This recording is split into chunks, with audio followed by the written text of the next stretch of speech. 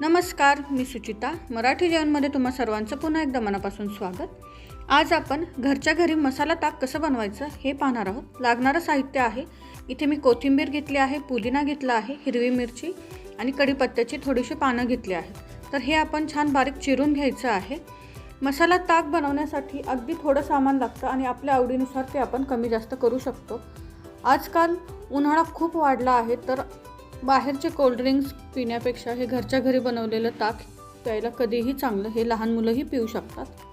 आणि यानंतर आपल्याला मसाला ताक बनवण्यासाठी जिरे, काळं मीठ, साखर, साधं मीठ आणि चाट मसाला इथे मी घेतला आहे.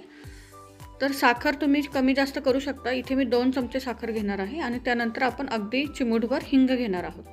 तर इथे मी ताजं दही घेतलं आहे, हे मोठे 3 चमचे आहे. ताक आपलं सहसा पातळच असतं, अगदी त्यातलं आपण जेव्हा लोणी काढून घेतो तेव्हा ते पातळ पाणीच राहतं. त्याप्रमाणेच आपल्याला हे मसाला ताक बनवायचं आहे, अगदी घट्ट किंवा दाटसर बनवायचं नाही आहे. इथे मी मोठे 3 चमचे ताजं दही घेतलं आहे. यानंतर आपण मिक्सरच्या भांड्यामध्ये हे दही काढून घेणार आहोत. जर तुमच्याकडे बनवलेलं ताक असेल ते घेतलं डायरेक्ट तरी तेही चालेल. यानंतर अगदी चिमूटभर आपण हिंग घालणार आहोत. यामध्ये चाट मसाला, काळं मीठ, साधं मीठ आणि थोडेसे जिरेचे क्रश करून घेतले आहेत ते घालणार आहोत. आणि हे आपल्याला मिक्सरला फिरवून घ्यायचं आहे. साखर मी इथे 2 चमचे घेतली आहे. तुम्ही या ठिकाणी खडीसाखरेचाही वापर करू शकता, कारण खडीसाखर ही थंड असते, पण इथे मी साधी साखर वापरली आहे. यानंतर आपण यामध्ये थोडंसं आलं किसून घेतलं आहे ते घालणार आहोत आणि बाकीचे आलं, पुदिना, हिरवी मिरची, कोथिंबीर जे आहे ते सगळं घालून घेणार आहोत. हे मसाला ताक आपण वर्षभरात कधीही पिऊ शकतो. डायजेशनसाठी हे खूप हेल्प करतं. आणि जर तुम्हाला वजन कमी करायचं असेल तर ताक रोज 1 ग्लास पिणं खूप गरजेचं आहे.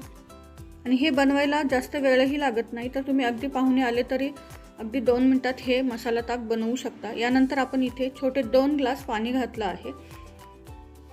जर तुम्हाला ताक जरासं दाटसर आवडत असेल तर 1.5 ग्लास किंवा 1 ग्लास घातलं तरी चालेल, पण मी 2 ग्लासच्या प्रमाणाने यामध्ये मसाला घातला आहे. तर इथे मी 2 ग्लास पाणी घातलं आहे आणि आपल्याला हे मिक्सरला छान बारीक फिरून घ्यायचं आहे, की जेणेकरून जे मसाले आहेत त्याचा जो अर्क आहे तो ताकामध्ये उतरेल. तुम्ही ते पाहू शकता ताकाचा कलर किती सुरेख आला आहे आणि चवीलाही हे ताक खूप छान लागतं. बाहेरच्या कोल्ड्रिंकपेक्षा किंवा ज्युसेसपेक्षा तर हे नक्कीच चांगलं आहे.